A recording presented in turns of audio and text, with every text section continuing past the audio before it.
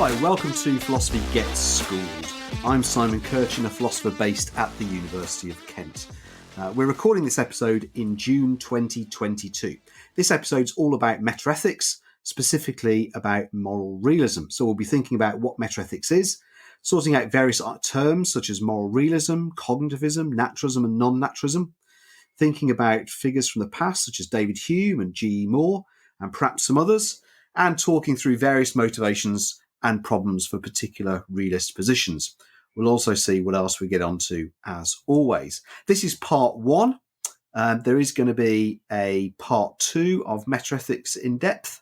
That's going to be about topics in moral anti-realism. Joining me in this episode, we have Paul Moorbridger from King Edward's School in Birmingham. Hi, Paul. Hi, Simon. And Ben Jones from King Edward's the Sixth College in Stourbridge. Hi, Ben. Hello again.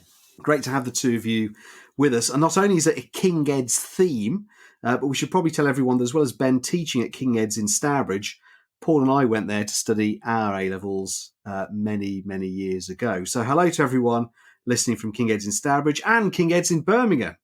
Hope you're okay. And indeed, if you're going to school at any King Ed's school anywhere around the world, hello to you too. Okay, so we're going to talk about metaethics and moral realism today. Metaethics appears in all the main A-level curricula and IB. It isn't in Scottish Highers, but it might be useful to listen to this all the same. There's a lot to sort out.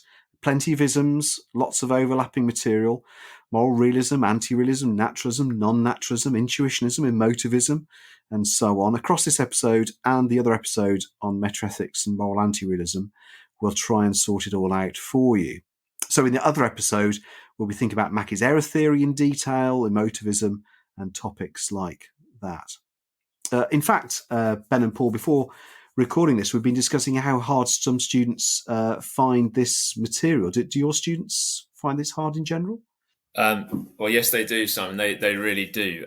I sometimes try and sweeten the pill by saying it's hard, but it's the philosophical connoisseur's sort of philosophy. This is the sort of ethics you can feel like really clever about understanding if and when you understand it. So that's the kind of carrot I dangle before them.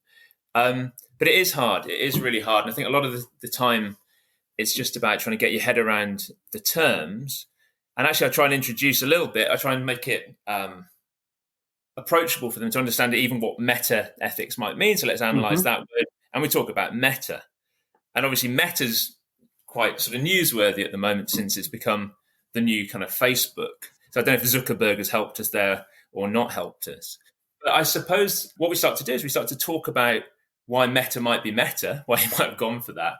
And obviously there's a sense, isn't there, that he's trying to design some sort of new world for us all to inhabit, which is somehow different, somehow other to our current world, maybe above it or beyond it in some sort of way, which links into its original Greek meaning, of course. And actually also the students themselves use the word meta in their own little slang. If you listen in, I don't know if Ben does this. I'm not sure if undergraduates are the same with you, but you'll sometimes hear them say, "Oh, that's a bit meta," and you ask them what they mean by that. And it tends to mean that something is sort of self-referential in a way. A good example of this, I suppose, is the most meta film, as it were, is Inception, which is, I think, a film about a dream within a dream within a dream within a dream within a dream, and so on. And so there's a kind of sense, they've got this word meta that they're aware of and that they kind of use. And it has got within it this kind of sense of standing back, hovering above, being somehow, and also kind of self-referential. And I guess if you put that all together, it's a bit of a squeeze, but you can sort of say, well, actually, look, what metaethics is all about is just asking questions about what is it that we do when we do ethics. Because we've been doing loads of ethics. I don't know if Ben's the same, but I always do metaethics after we've done normative ethics. So we've been doing lots and lots of ethics. What's been going on when we've been doing that? And I try and introduce the idea of like metaethics through various kind of analogies. I'm not sure how successful they are, but you might imagine suddenly we've been doing a lot of ethics. We've been involved in the game of ethics. What if we imagine ourselves as suddenly becoming like expert commentators in the football, where you stand back from the game and unpick exactly what's going on and somehow removed from the action? You're not a player anymore. you're a spectator, but even more than that, you're kind of a summarizer. Another one I've used, which is perhaps less approachable, is the idea of a kind of public autopsy. If you remember the way that they used to do it back in the day when they were learning about the body, and Rembrandt's got the famous one of Dr. Tulp, but sort of laying bare the flesh, the bones, the arteries that kind of make the kind of ethics work. So that's what we're kind of doing. We have this minute analysis of what's actually going on, or simply, I don't know, something like taking your phone apart and looking at the workings and saying, let's try and understand how this thing actually works. Yeah, we've been making it work. We've done our Kantian ethics. We've done our utilitarianism. We've had our normative theories. Let's actually examine those things. But it's the basic thing. What's going on when we do ethics?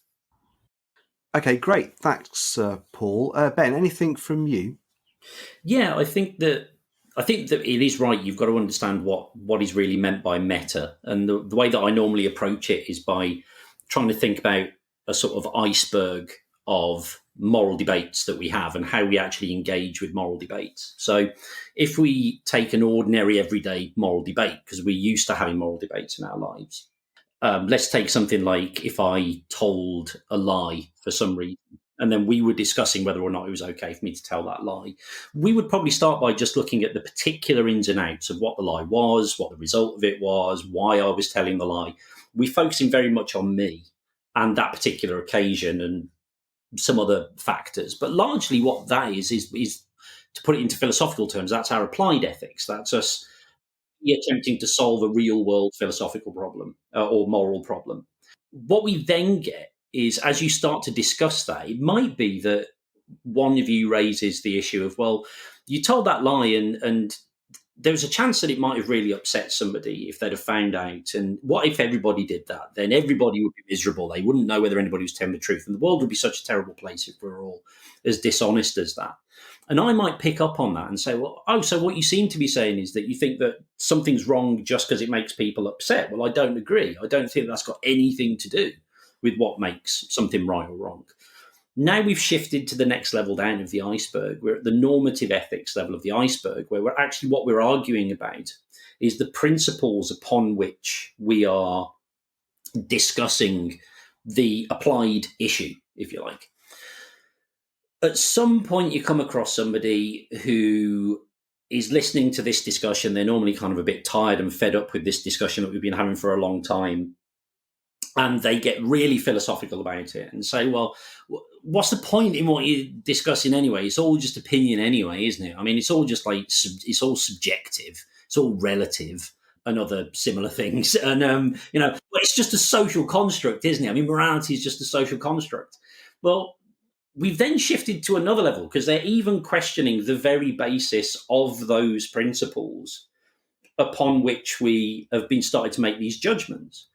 And so they're questioning the nature of morality itself. What is morality when it comes down to it? And the interesting thing is that even then we haven't necessarily answered the question. So you get questions within questions within questions, as usual. We were talking about inception earlier. You get kind of questionception, where there's this idea of, even if I do agree that morality is just a social construct, it's nothing that we find in nature, it's just a social thing that we agree upon.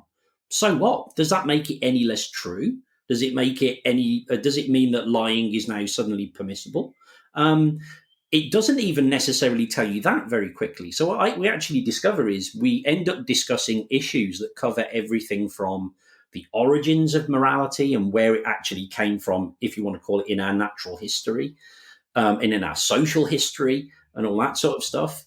You can talk about whether or not it's tied in somehow with our biology, but then you can also talk about the nature of the language that we use. What is it trying to actually do? What am I doing when I use that language? What kinds of facts are relevant to morality? And why is it that we always seem to pick out similar sorts of facts when we talk about morality? I tend not to pick out colour facts or smell facts. Why is it that I seem to pick out facts about people's character or their behaviour or the results of their actions? These are things which you can't dismiss quickly. And even if you do want to end up with it's all subjective view, you can't just go straight there. There's a lot more legwork to do than just straight, that's like your opinion, dude, and kind of leave it at that. And that's kind of the job of the meta-ethicist, I suppose. Great. Thanks, both of you. That was really helpful, Ben, building on what Paul said. Yeah, just some thoughts from me. I mean, you're right, from both. I mean, I think, Paul, you said it's kind of it's the connoisseurs kind of area of philosophy. I mean, this is basically what the cool kids do in philosophy. So metaethics is what I did my PhD on, and what I mainly work on. And in the last 40, 50 years, this is where all the cool kids in philosophy have been. This is so exciting in the way that you just brought out, Ben, because it brings in so many things. It brings in ontology and metaphysics and philosophy of language, it brings in biology and philosophy of mind and epistemology. So it's kind of this really heady brew, this really exciting cocktail where we're thinking about something which is kind of an essential part of our lives, so morality. And even though it's called metaethics, lots of people nowadays are then thinking about all these questions in relation to the philosophy of art and epistemology, about what we ought to believe and what we ought to think. But because it's got all of those things brought in, it can also be quite daunting and difficult. And I suppose, so one thought from me, something I say to my students, and I imagine it's kind of doubled if you're a 17-year-old coming at this for the very first time. Kind of, you want to know, yeah, but what really essentially is metaethics? Is it about the ontology, about what stuff exists and the nature of it? Is it essentially about language and how we speak about things? Is it what we can know? And I suppose the answer to that question is both the exciting yet daunting answer is it's about all of those things. No one of them is the prime way of thinking about metaethics. Although when I'm teaching, I always lead with the ontological, the metaphysical. But it's not as if there's some sort of central philosophical committee that should sit down and say, right, this is what metaethics is going to be. It's going to be ontological, or it's going to be about philosophy of language, or because so many people have used their different interests to bring to bear on this, this huge phenomenon of ethical judgment and motivation, right? They think about it in different ways. So it can be kind of exciting, but also a bit daunting. Right. So with that said, exciting yet daunting. So that's kind of helps us situate metaethics. So does anyone want to explain or have a first go about moral realism, what we might mean by that? Yeah, I could have a little go just to sort of tie into the thought of how daunting it is and why it might be daunting. We've used a lot of technical jargon already. Obviously, it's hopefully familiar to listeners to this podcast from previous episodes. But it's one of the few areas of philosophy where I actually set kind of vocab tests as if I were a foreign language teacher, just to make sure we kind of hammer out the key terms. I think we'll hopefully elucidate some of them later on. But absolutely, everyone out there who's finding the head spinning a little bit, do make sure you've got a good glossary to refer to, because it can get really confusing. And we already sort of, we have got a new set of terms here, haven't we? Moral realism. What is moral realism? I mean, it's pretty good for us to try and keep this as simple as possible. I guess the idea of moral realism is just really moral facts are somehow real. They're real properties or real features. They exist. And that's kind of the basic ontological question, isn't it? And then, which you were referring to other previously, Simon.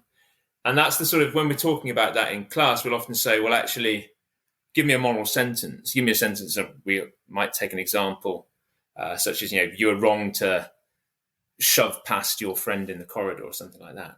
When we take a look at that example of it was wrong to push past someone in the corridor, you say, well, actually, let's think about that.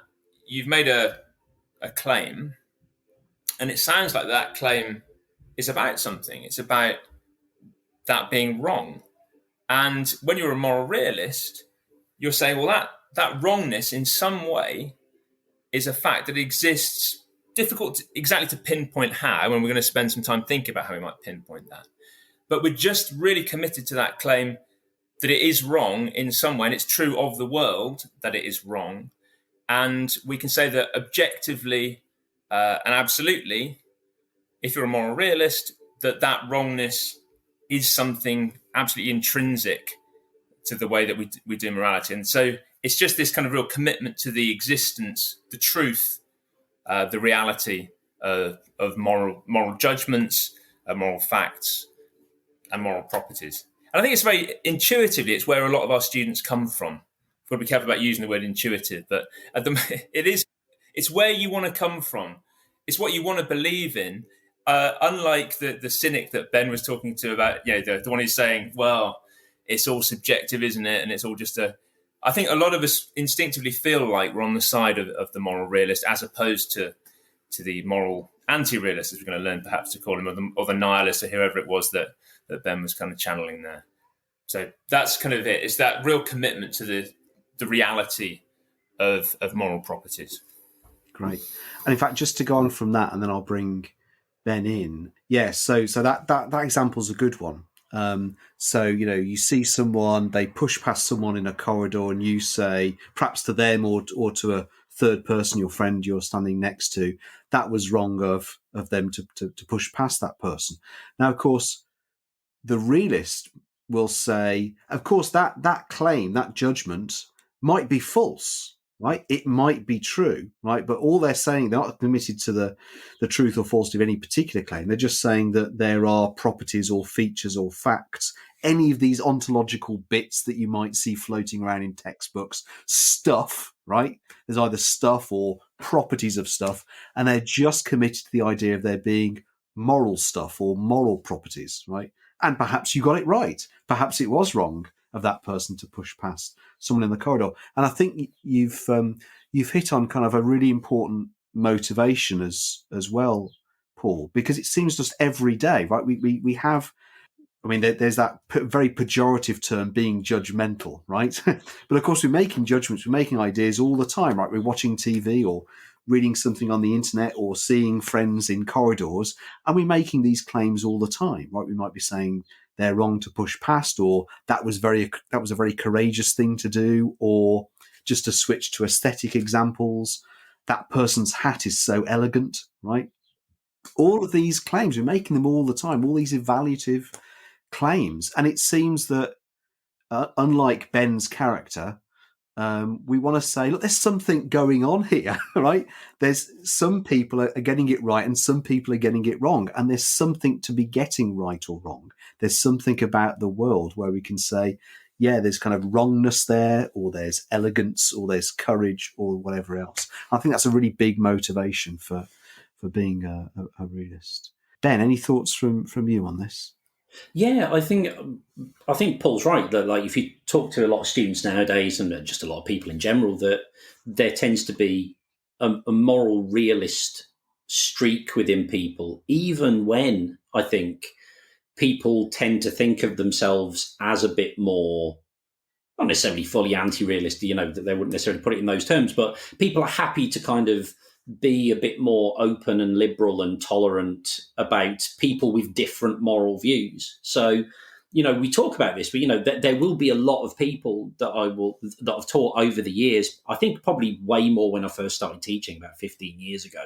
There was way more people who were willing to just go down this route of, oh, well, it's all kind of relative. That it's really hard to say that things are really definitely right or wrong because it's just the culture you brought up in and all that sort of stuff. But nowadays, people are more quick to admit from when I've been teaching them. And even back then, people did have a point where you just push them far enough and they become moral realists very quickly. So if you'd say things, I mean, the examples are always pretty, unpleasant and things, but you would sort of have to say, so you really think that morality, there's no truth in morality at all, and it's just our sort of local customs that determine right and wrong. And you say, and they say, yeah, probably. And you go, well, that's fine. So would you have stood outside a concentration camp and told the people in there, look, you're just looking at it in the wrong way. Like, what's happening here isn't morally wrong. It's just that this is the local custom for the people in this town, that they think that this is how you should be treated, and you should be a bit more tolerant towards that. And at that point, they go, no, that's disgusting. Why would you do that? And I go, well, according to you, it would be a permissible thing to do. It wouldn't be a crass thing to do.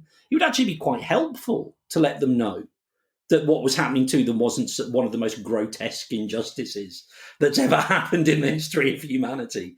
And actually, they very quickly go, well, no, I mean, obviously I draw a line somewhere. And it's like, right, so we're not saying that we all believe that every single moral judgment we make is rooted in hard fact down to the tiny detail.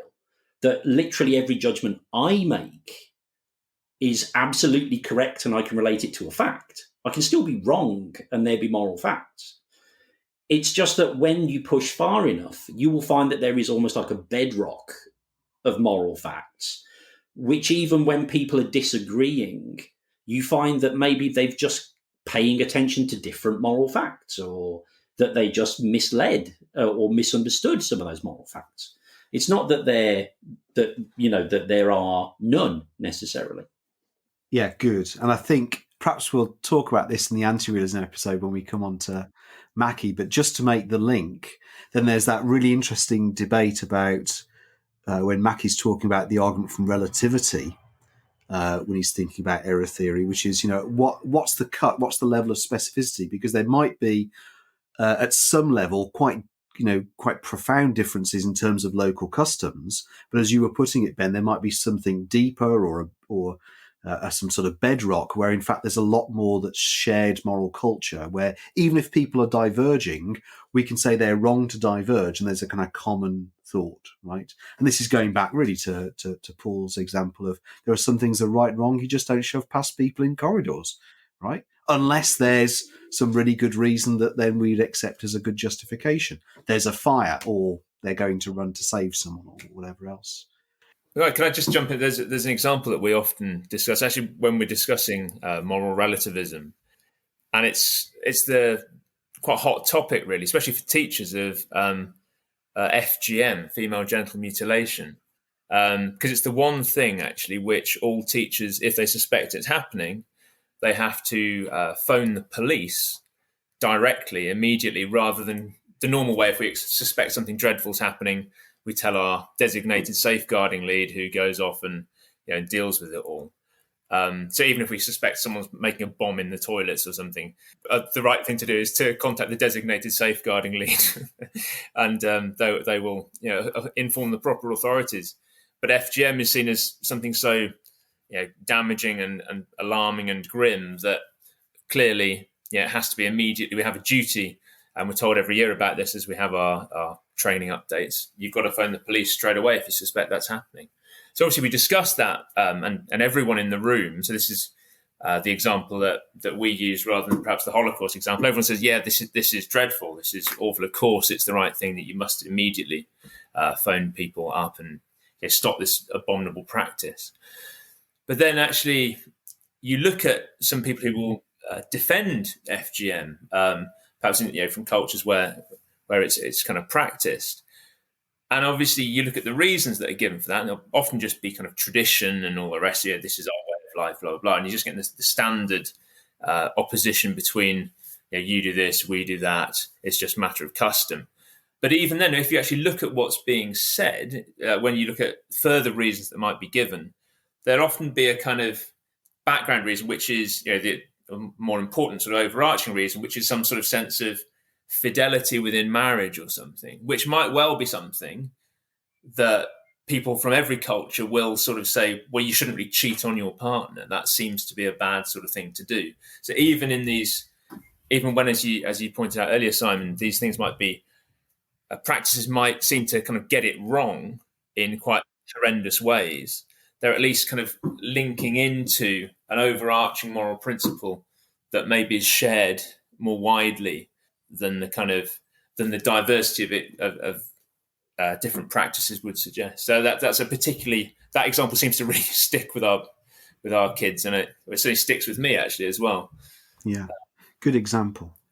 Listen, one more thought from me, just as something for students and teachers to think about in the classroom, because we're going to move away from relativism, but I can't move away from it without mentioning this. And it's kind of an exercise to think through in the classroom, students and teachers, if you want to, which is, so it was the word that Ben was using a few times, which was toleration, right? So we might tolerate other attitudes. But of course, toleration might well be a moral stance.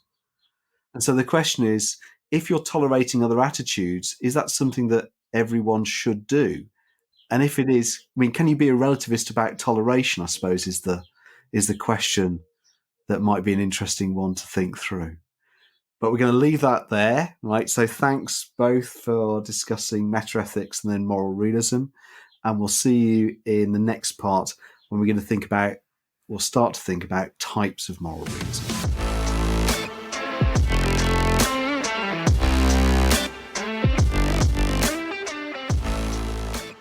And welcome back.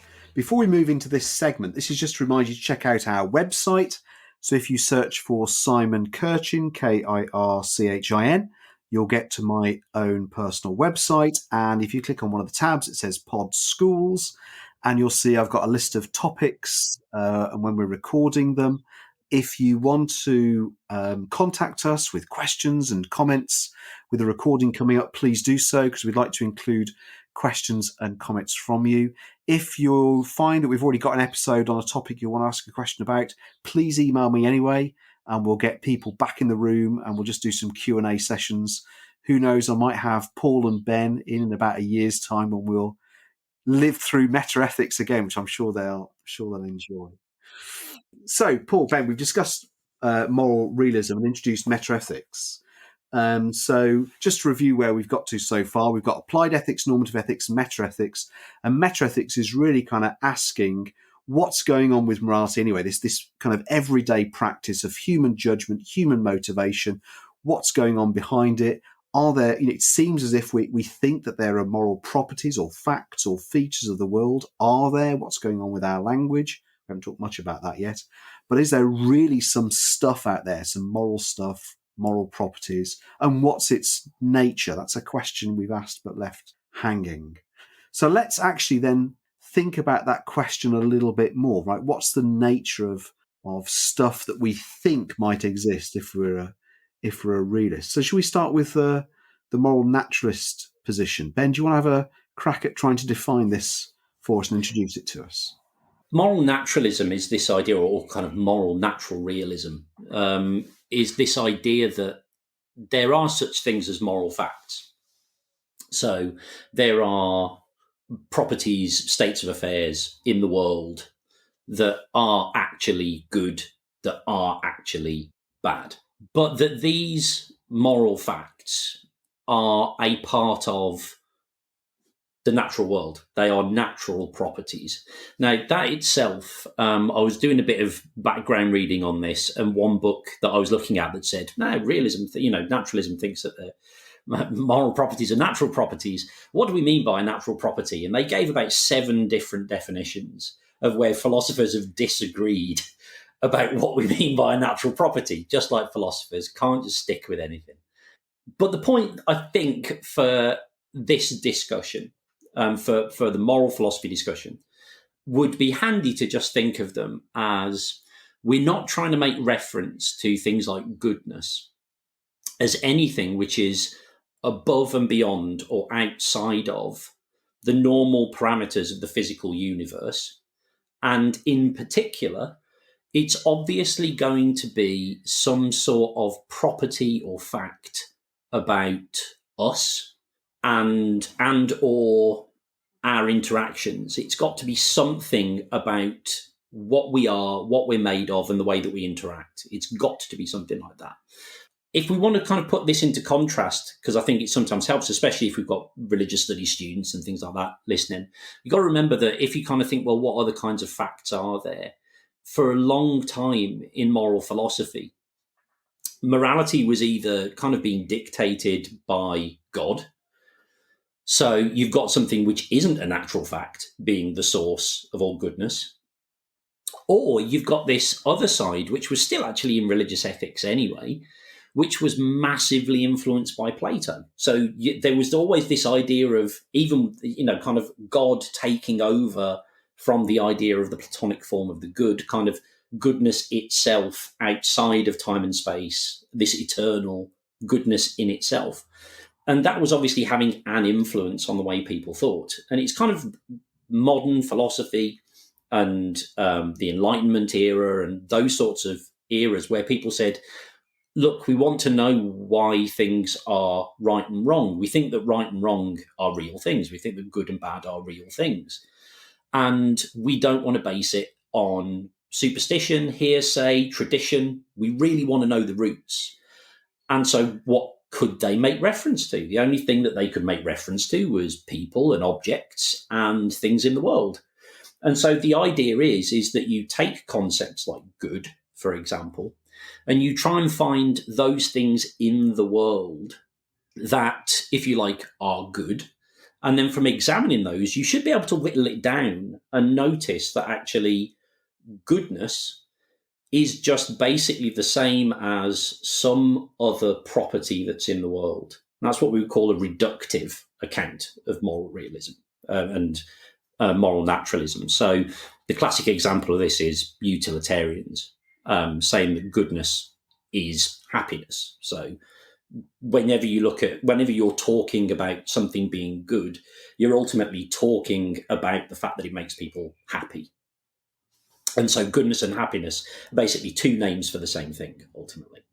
The other way of thinking about it is that you can't really just reduce the word goodness down to having a particular property, like being happy. But instead, and this one's a bit trickier, it's more that human beings, for example, have certain capacities, like the ability to grow and flourish, or the ability to use reason.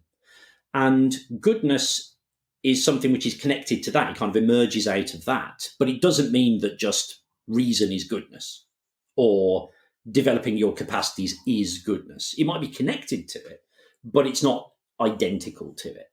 That will probably need a bit more fleshing out, I guess. But that's the basic idea. Goodness is basically a natural property, or is connected to natural properties. Okay, that's great. Thanks, Ben. Paul, why don't you come in and then I'll say a few things as well. Yeah, I just thought I was very agreeing with what Ben would say. One sort of point of emphasis that I try and always bring out that I think his account did pretty well there is also these, if you're a moral naturalist, you're going to be thinking that actually there's nothing supernatural or weird about how we might come to know about moral properties, moral facts. They should be open to some sort of ordinary investigation, possibly even kind of, I don't know, ultimately, if we think about empirical investigation, we might say, if it's something that we can confront with our senses or whatever, we're going to say, well, perhaps we can ultimately use science to discover what these moral properties might be. So we've got that kind of, there seems to be an epistemic claim to it, doesn't there?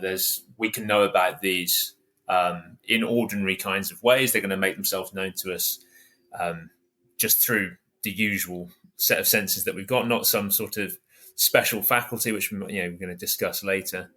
And just that thought that they really are, there's this kind of that commitment to moral realism. There are objective facts, and that these facts are natural facts, and we can know about them in ordinary ways. And just seeing that kind of as those three things as a kind of conjunction of ideas to kind of sum up what this thing, moral naturalism at its heart is. Of course, it's really nice, as Ben did, to connect it into the normative ethics that they've already done often. So we'll standardly have done utilitarianism before we meet metaethics. And of course, I think quite often when you read, say, Bentham or Mill, Bentham's probably the clearest, actually. It's very obvious when you get the normative ethical theory that there does seem to be a meta-ethical commitment as well to the principle of utility. So we get that nature has placed mankind under the governance of two sovereign masters, all that sort of stuff. And we see that actually pain and pleasure are ordinary things that we meet in the world. We all experience them. They're natural properties that we all experience. And you can see how it might be quite attractive, and I think it's quite attractive to the students when we start talking about moral naturalism, to say, well, actually, it's quite intuitive. Well, we've got to get rid of using that word. There's an instinctive attraction to saying, actually, the thing that is wrong about the pain that's being caused to you is the pain, the fact that it's kind of painful. And so you can sort of see, well, the moral naturalist seems to be onto something here. If you're identifying, on the utilitarian case, goodness with creating the greatest happiness, or bad with causing pain, there does seem to be something quite obvious about the fact that when someone causes you pain, the thing that's wrong about it is the pain that's being caused. And there's nothing particularly mysterious about that. We don't need to call in any kind of special faculty in order to try and to spot the wrongness. We can just experience it very directly. So I think there's a real nice attraction to it, especially when you start to link it back to the normative ethical theories that you've been studying. And because I think a lot of the students have sensed that there is that metaethical underpinning, and they've wanted to talk about it and they've wanted to kind of reveal it. And it seemed like a background that has to be discussed at some point and maybe hasn't been adequately discussed during the sort of normative ethical discussions that we've been having. Great, that's really helpful from both of you. So then, just to summarise, give us a bit of a pause and a breather, perhaps in a slightly different way. So Ben was mentioning kind of religious ethics. So if you're thinking about being a moral realist, you might want to be a supernaturalist and say, what is it for something to be good or bad or right or wrong or elegant? It's because it's dictated or commanded by God or the gods or whatever. But many people nowadays don't like that. So then we settle on kind of naturalism, and we've got that, as you mentioned, Paul, it links nicely to something like utilitarianism and pleasure. So what's wrong about shoving that person in the corridor? It's because you shoved them and there's a bit of pain on their arm, or perhaps they feel very embarrassed, right? And that's something we can study through psychology, right? And there's a really nice attraction to, if you're a realist, remember, so you think there are right and wrong, good and bad properties of the world, you can say, well, we can pretty much pick them out, right? It's the pain that's being caused, the embarrassment, the whatever it is, assuming there's no other factors here. Someone had to race down the corridor to save someone, and then you're into utilitarian calculus territory and all of that. So there's something really nice there. There are some problems that we're going to talk about those in a moment. I suppose just then to introduce, again, another stretch exercise for any students listening and teachers. And it was there kind of, I sensed in Ben's discussion. So let's just introduce it now. So often people will, as I think Ben said, the book he was reading had like 7 different definitions of naturalism. And my thought was, only 7? Right? So, how might you define naturalism? So people often go for science and the things that we can just sense. So like, I can look and I can see a laptop, or I can see a fridge, or I can see a garden, or I can see people, or whatever, right? But then when you were thinking about science, it can get pretty tricky. Do we mean the science we have now? Do we mean science 200 years ago? Because as we know, science has developed and the scientific method has developed. Do we mean the sorts of properties and features and facts that the perfect science will discover? What do we, and do we just want to include science, or just want to get rid of it entirely and just have features such as things that can obviously cause and affect, other things, right? So actually what we might define as a naturalism, what might be a natural property or feature, is itself interesting. So the stretch exercise, students, is think about those sort of definitions, think about other ones, and how you might go about defining natural, which is different from the workings and commands of God or gods, and then the non-naturalist option that we'll talk about a bit later. Right? How might you define naturalism? But I suppose whatever we're doing as a naturalist, just to put a bit of flesh on the bones, I've just given the example of following on from Paul about someone shoving past you in a corridor, there being pain or there being embarrassment. So you might kind of start with social psychology or clinical psychology, the feeling of pain and pleasure. You might then get into neuroscience and then biology, and all the time, right, using that word that Ben gave about a reduction, right? So you're going from psychology through to biology, chemistry, physics. So what seems like the crazy position is, it's okay, through a few reduction skips, we can get from goodness to the workings of atoms, right? And then scientists can just study those. And that seems a bit weird. So often naturalists don't go that far, but they will be thinking about things like psychology, social psychology, neuroscience, right? When we're thinking about goodness and badness. Elegance gets a bit harder, but that's another matter, right? So that gives us a sense of naturalism. And Ben, you mentioned reductive naturalism. Should we have a go at non-reductive naturalism? Do you want to have a go at that? Right. So non-reductive naturalism, I guess. Like I said, I mean, we've mentioned like some of the normative theories that we've talked about previously. I know you've got Aristotle coming up, so I won't kind of go into that too much. But if we go back to the Kant episode, for example, that's probably a good one. If you look at what Kant is talking about when he's, and this ties in brilliantly with what Paul was saying, actually, that like when you read Bentham and when you read Mill, there's already a metaethical discussion going on before you've even got down to the principle of utility or anything like that. They've already had a talk about what they think the nature of goodness is and all that kind of thing. And Kant does a similar thing where if you read the introduction, he actually sort of sets out that he wants to find this supreme moral principle. But he also talks about, I mean, you've got to think about the really awkward title of the book. It's the groundwork of the metaphysic of morals. So it's not morals, it's the metaphysic of morals. And it's also the groundwork that's being done before you do the metaphysic of morals. So in that book, what you actually get from it is this idea that if you want to understand what is good, ultimately it comes down to reason, and reason is a human faculty, and it is a human faculty where if you had to work out what purpose it had, it would be to tell you what you ought to do, not what you want to do. And therefore, it is the ground of morality. So as I said before, we don't just then do a sort of utilitarian connection there and say, right, so if I want to know what goodness is, I have to use reason alone, like pure reason. Therefore, goodness is reason.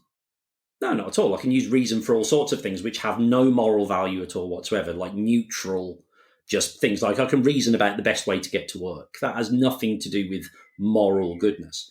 But nonetheless, or it's not even as if you just had reason somewhere. You just created a brain and went in a jar and went, that can reason, therefore good. It doesn't work that way. But goodness is rooted in reason. You can't have moral goodness unless you've got reason as part of it. And therefore, you're not able to reduce goodness as a thing down to reason itself. But things cannot be good unless they have reason. And as reason is a real faculty of real living human beings, then it does have a natural source. It cannot be reduced to that human faculty, but it is a result of and a product of that human faculty, and therefore it is itself, in that sense, natural. Great, really helpful. So just to pause on that, because I think this is the bit where I suspect some students really struggle, and I'll say this: some university students struggle as well, not just and some A-level lecturers also struggle. I'm glad you took that one, Ben. Actually, because this is one of the areas of metaethics I leave well alone. So I think that really what we're talking about here is how we characterize things, right? And how we're looking at things. So you can think about goodness and badness, rightness, wrongness, courage, kindness, and think about them as being reduced to, right, some obviously natural things. And what you're saying is we want to say there are moral properties and moral facts, and they're natural, but what you thought these things were, they're not really quite what you think they are. They're actually things like pleasure and pain, which are obviously natural. And that's the kind of reductive move, right? Whereas if you're non-reductive, you're kind of sticking your neck out and saying, actually, goodness exists. It's a real thing, right? We can pick it out or we can fail to pick it out. But actually, the way we want to characterize it is as being a natural thing, that goodness itself can be studied, right, by some sort of natural process. It's not some mysterious, supposedly mysterious, anyway, non-natural property or feature of the world, right? But then things get quite tricky when we're trying to distinguish between non-reductive naturalism and non-naturalism. And lots of people, including university professors, struggle with that as well. So if you're struggling at this moment, be you a student or a teacher, don't worry, right? You're in good company. So before we leave it there, should we think about some problems with naturalism? So should we just think about G.E. Moore and his open question argument? Paul, do you want to have a go at that? Yeah, sure. I mean, in a way, we've already mentioned one of the kinds of problems with the naturalism there is just trying to say, well, because almost in my mind and in my students' mind, I've been thinking and saying, well, just what kinds of properties are you talking about? Because we've skirted around it, we've made jokes about it, but we've never actually kind of pinned down, given accounts of what those properties might be. And that's the one. It's all very well to say that these things would be easy to analyze or easy to observe, like I said, and then it's another thing to actually kind of go around coming up with a method for actually doing so. And I just think that discussion itself was revealing. But G.E. Moore, of course, kind of famously tells us this whole business of trying to reduce goodness to some natural property is misguided. It's a naturalistic. It's a fallacy, the naturalistic fallacy. And I suppose he directs it most tellingly or most famously against Mill and the utilitarians. And at its heart is just this thought that take any natural property such as pleasure or the greatest happiness. If it were the case that it was the same thing as goodness, then it would be actually a contradiction to say this causes the greatest happiness, but it's not good. That would be a flat contradiction. And so, in fact, it always remains a kind of sensible or a not ridiculous question. That's what he means by kind of open question, I think, here. It's it's not a silly thing to say. This might cause the most happiness, as Mill or Bentham might say, the good does. But is it in fact good? And we're quite often committed to thinking, actually, as we remember back to the utilitarianism episode, there are actually quite a few examples where we might think that something does cause the greatest happiness, but it isn't in fact good. Lots of people might enjoy, maybe the poor kid who was pushed against in the corridor was being bullied by his whole year group, who are having a great time doing it. And it's obviously caused loads of happiness, but it wasn't in fact good. But it's not, it's actually, it's a distraction to maybe talk about kinds of consequences and things there.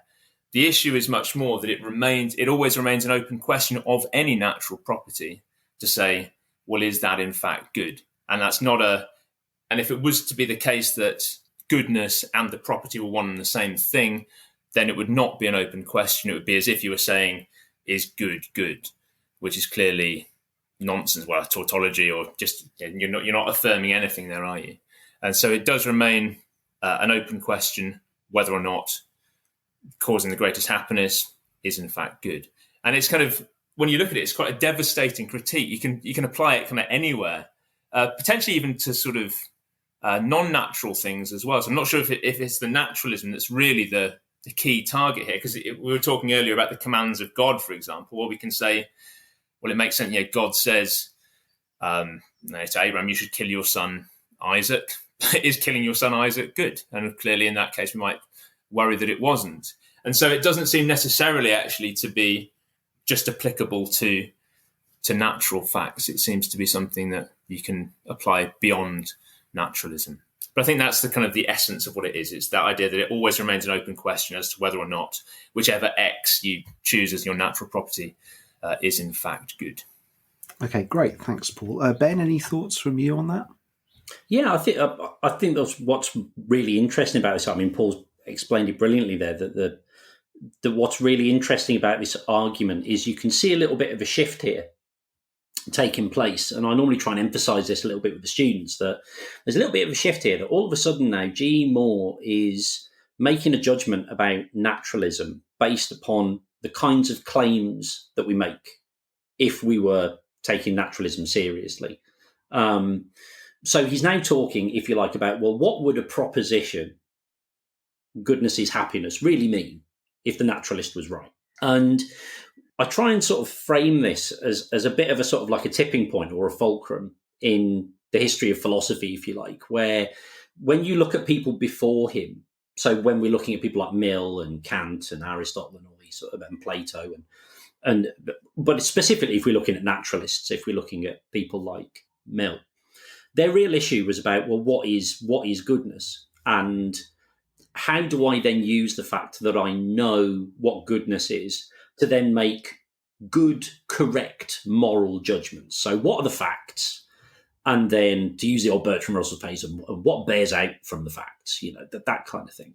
With G.E. Moore, because analytic philosophy's kicked off, G.E. Moore sort of says, well, look, we're now in this phase where we're really interested, not necessarily in talking directly about metaphysics and things. They've had years of being bored to death by people reading Hegel and Kant and not understanding a word of what's going on, but some Victorian guy really is convinced that something's going on here.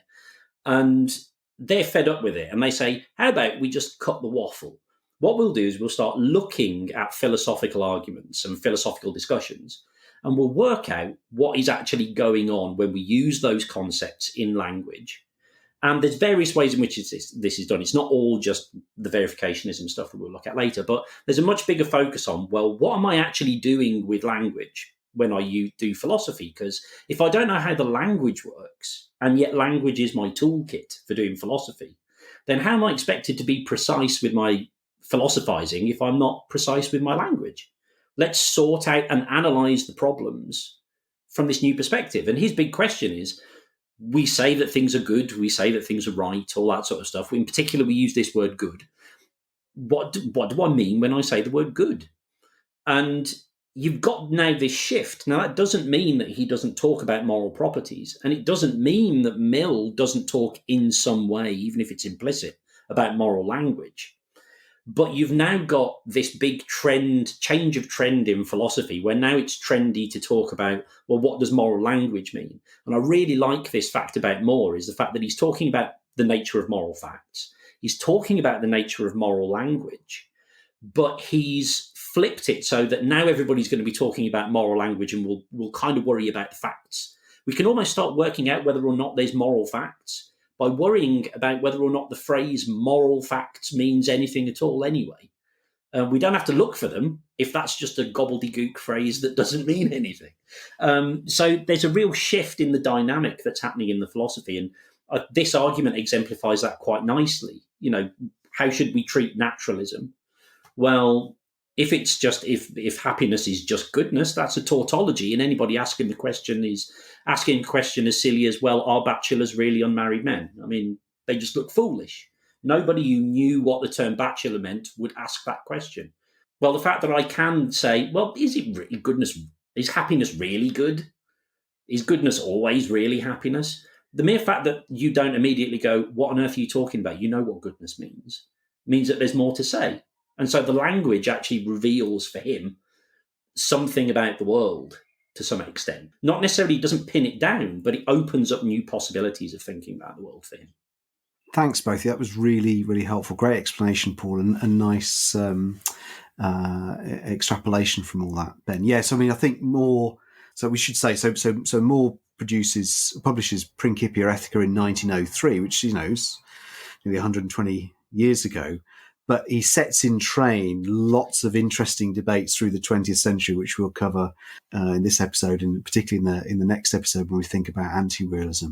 And that's why he's kind of known as the father of modern metaethics, because he's got all of these thoughts going, and particularly surrounding open question argument, naturalistic fallacy in the way you just indicated, Ben, because from that you can go a number of different ways about how you feel about the open question argument. But I think you're both right but there's a kind of power there in that you can ask a closed question, which is, this is a bachelor, but is he an unmarried male, or something which might be unobvious but still closed, some sort of big complicated mathematical equation. But on this one, right, so, his example, this is pleasurable, this would maximize pleasure, but is it good? It feels as if it's still an open question. It's a sensible question to ask and raise. And there's something very important there that's going on. So listen, let's leave it there, and then we'll pick this up in the next segment when we think about some of the problems in the open question argument and think about moral non-naturalism.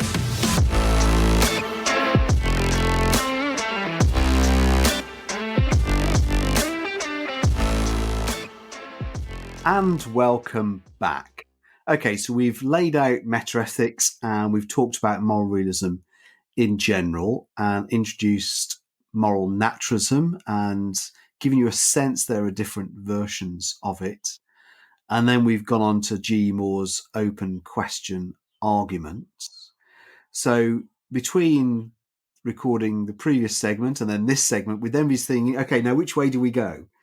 We could either talk about all the problems of the open question arguments and then talk about Moore's own view, or we could do it the other way around. And I think it's a kind of revealing discussion to have, because it goes back to something we were talking about earlier. There are so many interconnected and moving parts in metaethics, which is part of exciting, but also can be a bit daunting, that actually we could record this segment in either way, right?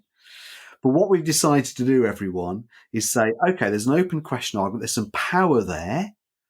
Okay, so this is pleasurable, or this is some natural property. Is it good or is it bad? And there seems like an open field. So now we're going to go on to what Moore's own view is, and then think about non-naturalism in general. But then we're going to backtrack. We're going to say, hang on, was the open question argument any good in the first place? And then use that as a way just to think about the merits of naturalism and non-naturalism. That's the plan anyway. We'll see how far we get. Okay, so we've got Moore's open question argument. There seems something to it. There seems a power, right? This is pleasurable, but is it good? This is painful, but is it bad? That's a good question. So in that case, if we want to be moral realists and we don't want to be supernaturalists, because as Paul said, we can ask a kind of open question argument about God's commands, and then we're into the Euthyphro dilemma. We can ask this question about naturalism. So then perhaps we've got to come up with a different version of moral realism, which gives us moral non-naturalism, or sometimes on some of the specs, it refers to intuitionism. Okay, so Ben, can I then hand over to you to pick up the story about Moore and non-naturalism? Yeah. So if you think about what the open question argument's done thus far, is it's basically told us that goodness isn't reducible down to, it's not the same thing or identical to some other thing. And if we put that into kind of language, if you like, I use the word good, I use the word happiness, but the point is that those terms are interchangeable because they're basically the same thing. But actually what Moore's saying is they're not. They're not the same thing. Goodness and happiness are two different things. And I think it's him anyway, who uses the example of, look, just because two things are correlated, it doesn't mean that they're identical. I think it's him that does the old, just because everything that's got a heart has got kidneys, it doesn't mean that a heart and a kidneys are the same thing. I don't know whether that was him or somebody else. So he's trying to kind of give this breakdown of what goodness is, and everything that he's trying to break it down into. You then realise that, well, it can't be that, because you end up back with this open question argument. And it's the weird thing about the naturalistic fallacy, I suppose, is that, first of all, it doesn't necessarily actually just apply to naturalistic qualities, and he's willing to extend it to other things as well.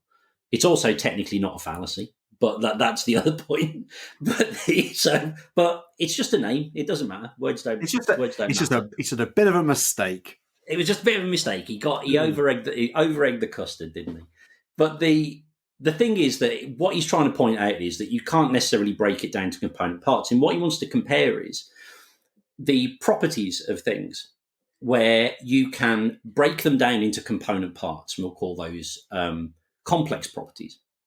And because we can understand what one of those things is by understanding its component parts, then he will call that analyzable. It can be understood by analyzing what the thing is. And you can use this in both ways, because some of the examples he uses are a little unusual, I guess, because the one is that, the usual straightforward stuff about bachelors. You can take the idea of a bachelor and then you can understand that it's an unmarried man. He also talks about a horse. And he talks about how you can understand what a horse is by breaking it down into its component parts. It has to have legs, and it has to have a mane and all this sort of stuff. So you effectively understand what a horse is by the fact that it is this composite of different things.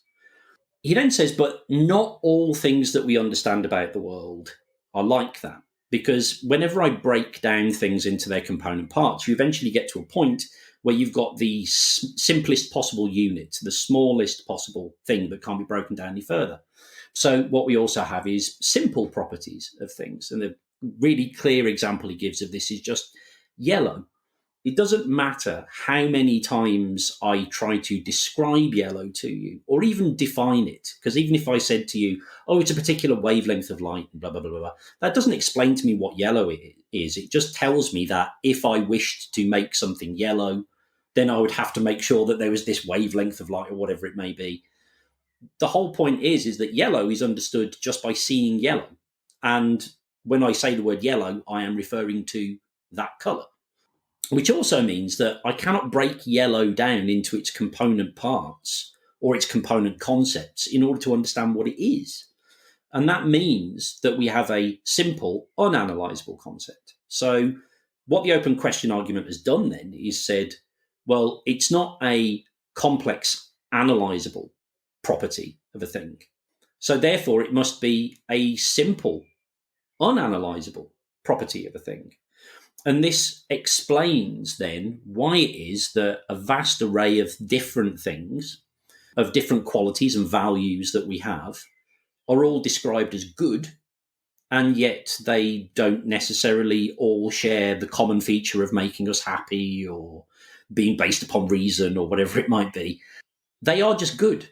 And we can't really give much more than that. We can say, if somebody says, well, why is pleasure good? All you can say is, well, it's just good.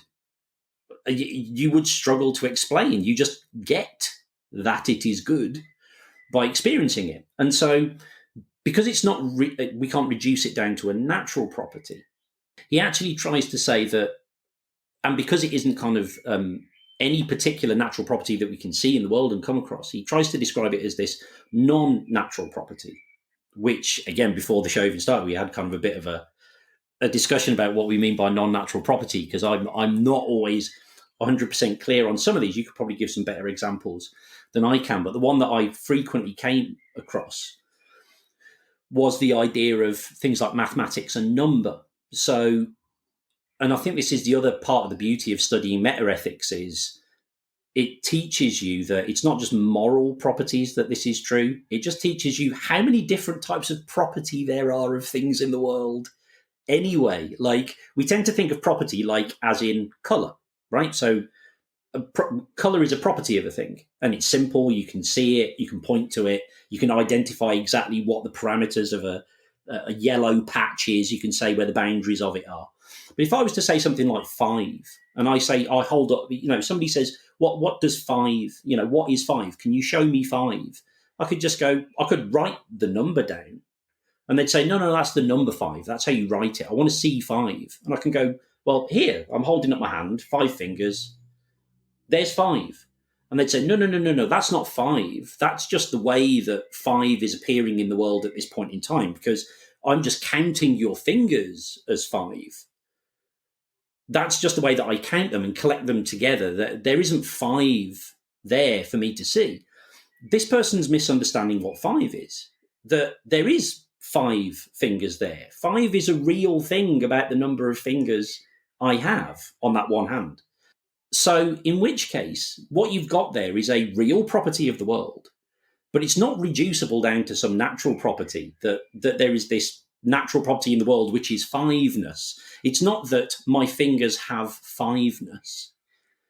It is that there are 5 fingers in the world, and 5 is a real thing that things can be in the world. Now, you would have to deny that was true and say, no, that's not what's happening, in order to kind of avoid this style of reasoning and go, that's not what's happening. But it is true. Things really are. There really are 5 things in the world. You would be strange if you denied that. And if you're willing to say, right, so there are sometimes properties which really do exist in the world, but you can't just straightforward point to them and say, there it is in itself. It's always mixed in with something else, but it's still there. Then you start to understand what he means by a non-natural property. And actually, you then start to realize that actually, there's loads of things that we describe as non-natural properties. Like, even, I know this isn't necessarily a non-natural property, but when you talk about various things and they sort of say, well, a property is like the way something is and blah, blah, and you give colors and shapes. And then you start to think about things like, what about next to? X is, the table is next to the chair. I can't point to the next to. But there really is a thing that is next to something else. And so once you've broken out that boundary that basically a property, a real property in the world, has to be this limited range of size, shape, color, texture, like what we might call, kind of perceivable qualities, if you like. And that we already accept this wealth of other kinds of properties in the world, then that kind of non-naturalism starts to make a bit more sense. Great, that's really helpful, Ben. In fact, just to come in, and again, it might be another interesting kind of stretch exercise for students and teachers, just to think about the range of properties or features of the world, which might then also be good examples here. So just going back to naturalism we were talking about, right? So we're used to kind of tables and chairs and pointing and touching them, and then perceivable qualities, as Ben was saying, with colour and sounds. So then just start to go on from that. Think about things like love or photons, right? I mean, you can't touch love. You can't smell it. You can't touch or smell photons. But we think both of them exist. But with both of those, you might imagine there's some sort of reductivist or naturalistic account that's in the offing, right? So love might be reducible to some sort of psychological qualities. Sorry to disappoint everyone. And photons obviously are going to be sort of in the scientific mix. But then we can go on to some really interesting qualities, properties, features. And certainly at university level and beyond, there's always lots of compare and contrast exercise between moral and evaluative properties and mathematical ones like the Ben was talking about. So what is fiveness? Really interesting. We mentioned Plato. So there are Platonists about numbers. There are other positions as well. So probably an exercise to think through all the things you could imagine being a property, a quality, a fact that we assume are, and then try and think about how you might classify them. Great. Paul, do you want to chip in with anything? Just a very quick one. I mean, it's funny, isn't it, that I haven't taught this for a while, but I do remember teaching about yellow and putting up various yellow squares in various places and looking at them and trying to analyze them, or realizing that we couldn't analyze them. But of course, being yellow is a natural property, isn't it? Some things just are yellow. And it's maybe even a little bit of an irony, or perhaps it might hint at a bit of a difficulty with trying to give an account of these non-natural properties. That obviously the one that really sticks for Moore is that one about yellow, because he's using a natural property to make a point about non-natural properties.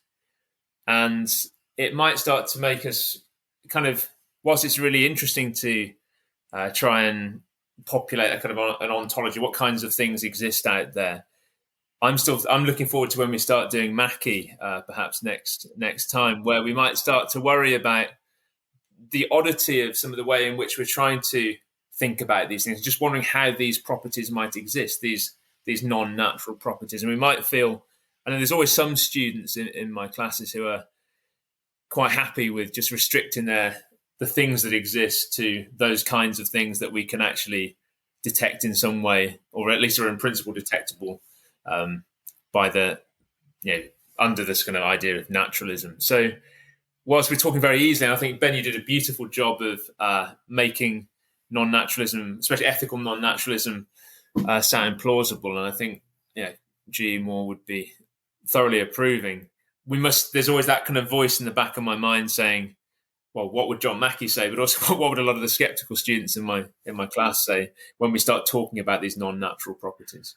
So again, students, so the thought going on there might be, the phrase you might hear is Occam's razor. So William of Occam was a medieval metaphysician, and Occam's razor is normally kind of wheeled out, and the idea is that you just cut out lots of all superfluous, redundant metaphysical claims, and perhaps non-natural properties are some of those. Yeah, just to round off one or two other thoughts from me. So something we haven't mentioned, but again, you might see in anything you're reading.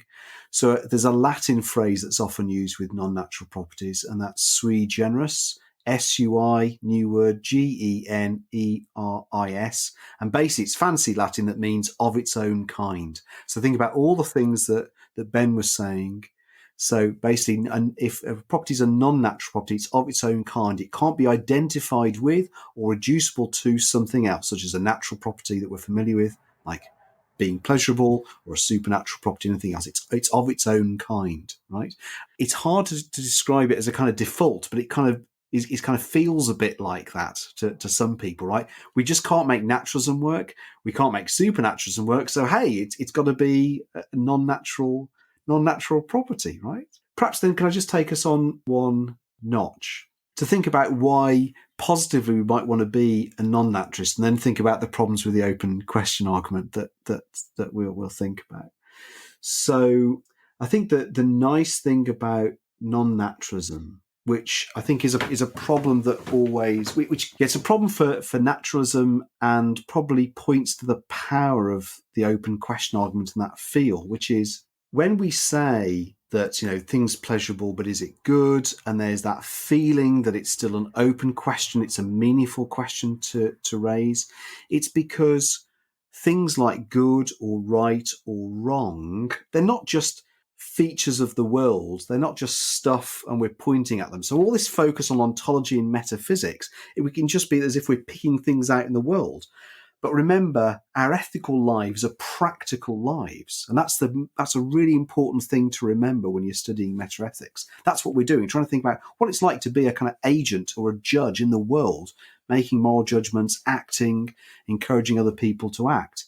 And the idea of saying that something's good or right or wrong or courageous or heroic, where we might be judging things that have happened or recommending that people act in certain ways, is that these features or facts are kind of lively. They're kind of recommending, or they're kind of indicating that we've got obligations. They're making claims on us, right? So we can say, look, this thing's pleasurable. This potential action that we could do, it might maximize pleasure, but should we do it? Is it good? Is it the right thing to do? And the reason why there's a bit of power to the open question argument, why that question feels still open and meaningful, is because we've got that gap. Here's how things are, but should we do it? So something, when you're reading, you might see the word normative, and it's a very hard word to define, but that's basically kind of the area that the word normative's going for, right? These are standards or norms. These are rules. These are principles. These are things that gives us reasons. These are things we ought to do, that we should do.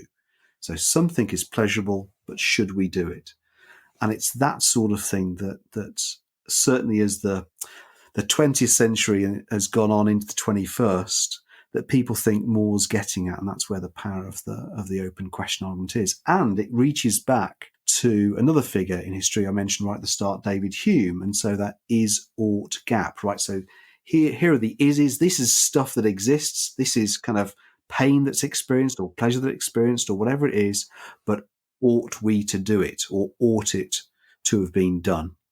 And that's really what's going on there, in a lot of people think is what's going on with Moore, and what's powering non-naturalism, right? So we can reduce or identify all of these supposed moral properties to stuff that exists, but we can still ask the question, and should these actions be done? Should people behave in this way?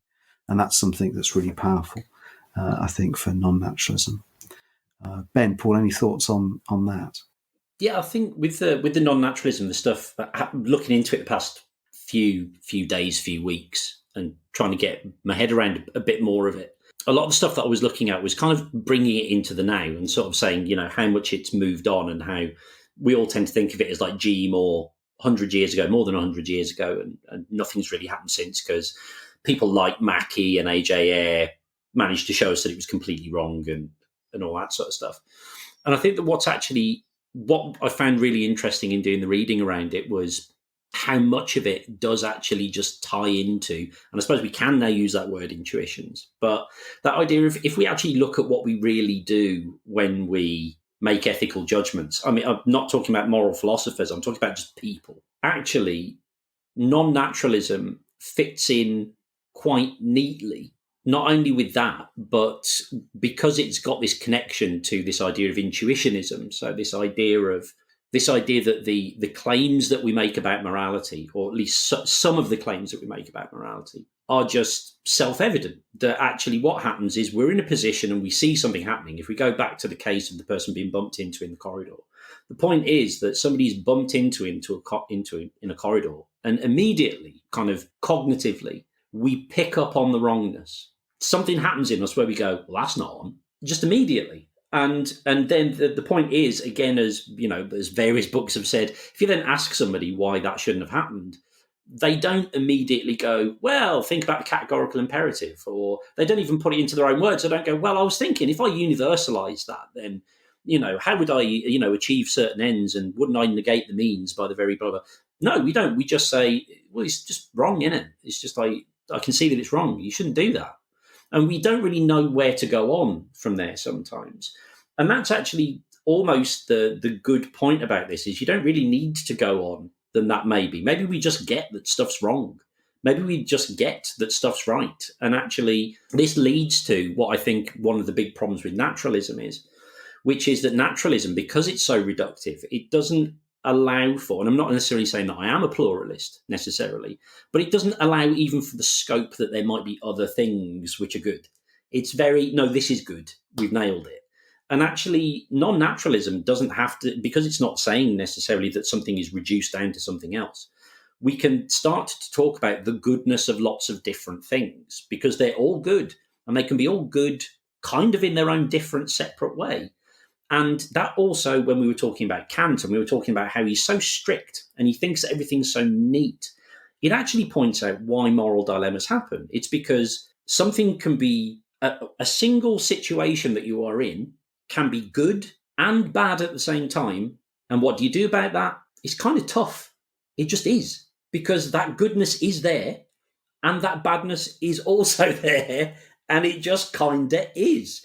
And while it doesn't necessarily give us any recommendations, it is willing to accept that there are some straightforward moral principles that we have that can come into conflict with each other, and will, because of the complexity of the world. And you can't just kind of necessarily normative ethics your way out of them all. I think that's what I found really kind of almost invigorating about reading about him, kind of, and more, and going, actually, there's and Ross and Pritchard, was actually, this seems to be describing, maybe not the non-naturalism, which is something that has to be introduced to you, but the way that they describe our ethical lives is possibly closer than Mill. I don't necessarily think about the pleasure and pain when I'm doing things, necessarily. I think about whether they're right or wrong, and I don't even think about the pleasure or pain necessarily. And that's what I quite enjoyed about it. Yeah, so Moore's, we should say, nail it. So Moore, this is all about Moore's intuitionism, which has this metaphysical component to the non-naturalism. But really it's a kind of, I always think of it anyway, as an epistemic claim, right? So, how do we know about this stuff? Well, it's you kind of see it, or you can think about it. Sometimes it may not be obvious, but it's self-evident, right? It's not something, it's empirical, where you have to use scientific method to work things out. You kind of just think about it, and sometimes you might just sense it, and that's the intuition. Paul, do you want to come in with one or two? Yeah, I was just going to say, it's very interesting to listen to both what you and Ben were saying there, but a couple of points. First of all, on the just seeing it. Now, obviously, that's a real strength, because as Ben said, that does seem to be so often how we experience our ethical lives. You just kind of see it's wrong, and you kind of, it would be very difficult to describe precisely how you've arrived at that, or to give your reasons for it. It's just a matter of seeing. But of course, it's that business of being just a matter of seeing that makes it very hard to try and work into a kind of convincing meta-ethical theory, I guess. Because as soon as you try and say, well, what actually is going on here, or how can I sort of convince you or give you reasons to believe that that's the case? And if I end up just saying, well, you just kind of see it, and you just kind of grasp it by some sort of faculty of intuition, and you're like, well, what's that then? And it's just, well, it's that thing you've got where you sense the wrongness of stuff, and you're like, well, what's that? Is it in your head? Is it like where? How, and you can see the difficulties that we're obviously going to discuss when Mackie goes to town on all of this, as well as other people. But So whereas, isn't it funny, quite often this happens to us in philosophy, I think, you get, especially in moral philosophy, almost the most attractive thing about a theory also contains within it the seeds of its kind of own downfall, I guess, where you can see that plausibility, and it might even be a really accurate description of what goes on when you make your own judgments. Maybe we're going to end up with Wittgenstein saying it's one of those things that's, this is one of the things that can be, that's better seen rather than tried to describe, and we should, we actually shouldn't go in, language runs out here. It's things that should be thought, not said. I don't know. Maybe we'll touch upon that again in more depth next time. The other thing, just to say though, on the attractions of non-naturalism, there is that tendency, and a lot of my students have it. There's a lot of our kids are very into their sciences and do philosophy as one of the ones that sort of complements the sciences. And there's that sense, isn't there, that if you're a thoroughgoing naturalist of a certain kind, every question is ultimately a scientific question. And all of those nice examples that Simon was giving about the elegance of a hat, students seem to want or seem to believe that really, just if the science gets good enough, and perhaps that's what they're going to do once they finish their sixth form studies, they're going to come up with the right neuroscience or whatever. We're going to answer that question, that the property of being elegant is in fact ultimately reducible to a certain description of the fibers in your brain. And I'd like to resist that tendency. I like to think that kind of non-naturalism is helpful in pointing out why we might, it gives us some resources to resist what we might describe as scientism rather than science. So that kind of... Yeah, just some thoughts from me, just in a way, again, trying to pause and think about where we've got to. And there's a few things buzzing around my head and I'll probably miss them all out. But something you said, Paul, which I think is really, really important for any students to grasp. And that's about, the attractions of one are kind of often sowing the seeds of the destruction. And in fact, the way I present all of this stuff in Metaethics, again, linking to that thought, so much of this stuff is involved with itself, is that actually a lot of Metaethics, and this sounds rather cynical, but I'll say it anyway, it's about just choosing a position and planting a flag and saying, I'm going to defend this one, right? Because there are going to be some disadvantages to it, and the disadvantages are going to be reflected in some of the advantages of the other position. And what's really interesting is going through all these positions and stances and think about the different things about the ontology, the language, all the various questions, and just thinking it all through as a great big wave of these different stances you can take, and thinking, what's really going on with morality? And you can only do that if you plant your flag in some position to defend. But there we are. I think just something that Ben mentioned, which I think is really interesting, just going back to all the example of 5 and 5 fingers and 5 stones and 5 buns and whatever. Yeah, but they're 5 buns. Where's 5, right? Because actually one can think about it, non-naturalism is just more, but in fact non-naturalism is kind of a fairly popular view at the moment. I mean, it's still quite a minority view, but basically all the cool kids are non-naturalists, such as me, right? And actually there's a kind of pattern idea of non-naturalism, right? So take any particular situation and you could describe it in non-evaluative, non-normative, natural terms, right? But then you've got lots of situations like that. All of them might be good, but they'll be quite a different set of properties, features, facts at the natural level. And the thing that connects them might only be the idea that they're good or elegant or whatever it might be. So it perhaps King Ed's in Birmingham, perhaps some of your students do get really clever and after 6 form studies do find the reduction that can do it, but no one's found it yet. And so the idea of non-naturalism might be, perhaps it's the thing that makes the pattern, that makes all of these different, seemingly very disjunctive situations actually come together. And it's the fact that they're good or they're bad or they're right or they're honourable or whatever else they are. And that's what convinces a lot of people to be non-naturalists. Okay, so shall we backtrack then? And just as a way to round things off, just think about problems with Moore's open question argument, which will lead us back to naturalism. So does someone want to introduce kind of at least what one of the key problems with the OQA. If we're going to do one of them, shall I do H2O and water, and then that H2O leaves and Paul water. to talk about Mackie? Yeah, that's good. Because that would be fair, I think, to get you to you've been dying to talk about Mackie, so I can give you that. Yeah, I think that the big thing is, if we go back to that initial argument, it was that idea of, and one of the things I mentioned was that if happiness and goodness are the same thing, then ultimately the words happiness and goodness are referring to the same thing.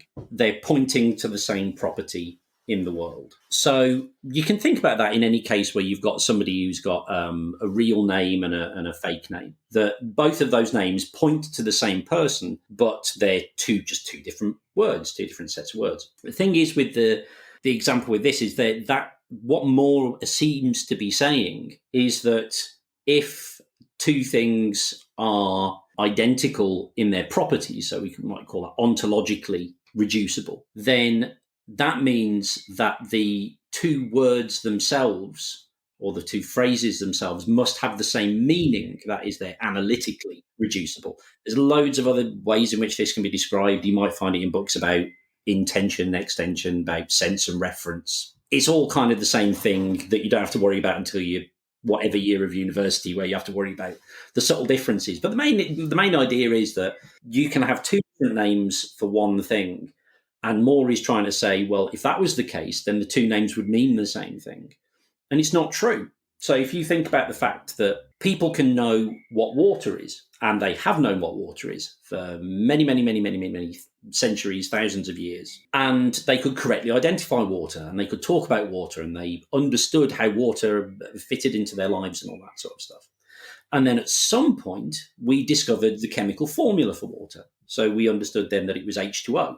Now, that means that on one level, yes, I can use the word H2O wherever I'm talking about water, and I can use the word water wherever I'm talking about H2O.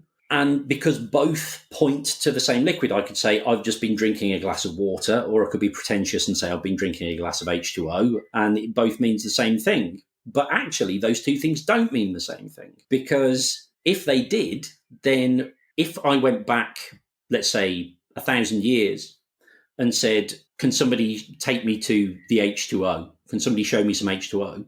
They wouldn't know what I was talking about. They don't know what H2O is. So if you imagine a scenario then where I say to them, oh, H2O is water. And then the person says, really? Is H2O really water? I could say, yes, they are. One's simply the chemical name for it, and the other one is the ordinary language word that you use, in which case we've just asked an open question about two things which are ontologically identical, but it's still an open question. So that would seem to suggest that actually the open question argument is based upon a bit of faulty reasoning here, that because two things would be the same property, they must also have the same meaning. But language is kind of independent of that. And therefore, you don't prove anything about things ontologically by talking about the language that you're using. Great. That was really, really helpful, Ben. Yeah, and just then to expand that and just to go back to what we were saying earlier on about naturalism, and let's stick with water and H2O because that's the classic example. So you're right. I mean, right now, if I say this is water, but is it H2O? Or this is H2O, but is it water? Many people around the world would go, well, yeah, of course it is, right? But there would have been a point in history where somewhat, let's say ancient Greece or ancient China, and someone would have said, this is water, but is it H2O? They'd have looked at you and gone, what are you saying? That's just gibberish, right? And then there would have been a point in the rise of modern science where someone would have said, this is water, but is it H2O? Where people wouldn't have thought it was gibberish. They would have thought it was a genuinely interesting question. And it would have had, now notice the connection, everyone, it would have had an open field to it. This is water, but is it H2O? Or is it something else? Aha, let's investigate it, right? So think back to what we were saying about pleasure and goodness and so on, right? This is pleasurable, but is it good? It has an open field to us now. Does that prove anything, right? Because it might be that some students from King Ed's in Birmingham or King's Inns in Stourbridge or somewhere else come along and actually, through some very clever bit of science, some massive international project, they actually find out that this type of pleasure is in fact goodness. And so what seems like an open field to a question for us now then disappears, just as it disappeared with water and H2O. One of the other ways in which I get students to think about this, because sometimes they think it's kind of strange because of exactly what you're talking about, the development of the science. Surely people would have known that. I try and do it the other way around sometimes. And imagine that there's somebody who knows what water is, but they're doing chemistry lessons. So they go to school and they've got a particular sort of scientific purist teacher who just wants to do pure chemistry. He doesn't want to bring any of this nonsense from the outside world. And he teaches them just about chemical bonds and that sort and all that sort of stuff. And he's talking about this stuff called H2O and all the stuff that it can do. And then one day somebody's, this student who's been in this class goes out and somebody says, oh, as a joke, maybe goes, oh, nice glass of H2O. And they go, what do you mean by that? And they, well, it's H2O, isn't it? They go, is it? Yeah, water's H2O. Is water really H2O? You could imagine that it's a revelation. And so for them, it does have that open feel. It just, because they could go on to, well, all water is H2O. Like, even when it's ice, even when it's steam, it's H2O. Like, what happens if I put orange juice in it? Is it still H2O? There's all these other questions that come to it, which apparently wouldn't happen if those two things were according to G.E. Moore, if those things were identical. But of course they're identical. Great. Okay. So listen, let's, we've gone through an awful lot there. Let's just pause and then try and wrap things all together. Because even though there's this major problem with the open question argument, some people are still quite sceptical that the naturalists can do what we've just been describing around water and H2O. There's still that kind of real suspicion. Okay, perhaps in theory you could, but could you really get from pleasure or some other natural property to goodness? And then all those thoughts I had earlier on about the is-ought gap from Hume and normativity, they kick in because water and H2O are kind of still natural things. They just perceived in different ways, whereas goodness or rightness or duty, they're kind of normative properties. They're getting us to do stuff in the world, right? We've got reasons, we've got oughts, we've got shoulds. That seems a very different sort of character from natural things. So people still think there's still likely to be that open field. We won't have a group of scientists who'll come along and reduce normative, evaluative properties, moral properties to natural things. There's still that big battle going on. But what we see through the 20th century is then people saying, okay, Moore, we'll take you on. What's really going on with our language, right? Perhaps actually in our language, we think we're pointing at real things in the world, but actually perhaps something else is going on. Perhaps we're expressing our emotions or expressing commands. And then there's other sorts of people who come along and say, well, we might think we're saying that there really is real moral stuff out there, but actually we're in complete error because these properties and features are just so weird. And of course, that sets the scene for air and emotivism and hair and prescriptivism and Mackey and error theory, right? And those are kind of big topics that we'll come on to with part 2 on metaethics with anti-realism. In this episode, we've started thinking about metaethics. We're really going beyond ethical judgments and normative ethical stances, wondering what's going on with morality. And then we've done a huge amount of work thinking about different sorts of moral realism, dividing between naturalism and non-naturalism, and Moore's open question argument, which is a kind of key argument in the history of metaethics. So I think we've probably exhausted you, and I think we've probably exhausted Paul and Ben as well.